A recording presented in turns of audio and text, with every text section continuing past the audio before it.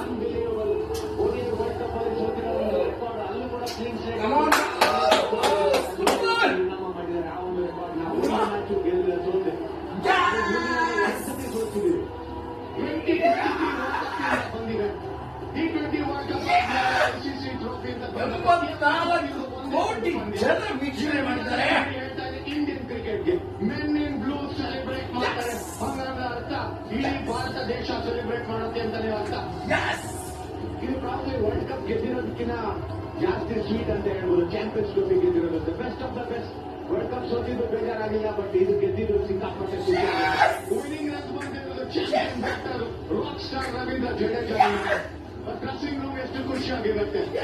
Animated scenes next generation cricket ಮಾಡ್ತಾರೆ. Men in blue ಇವಾಗ ರಿಡಿಂಕ್ಷನ್ ಟೈಮ್ ಕೆ ರಾಹುಲ್ ಅವರಿಗೆ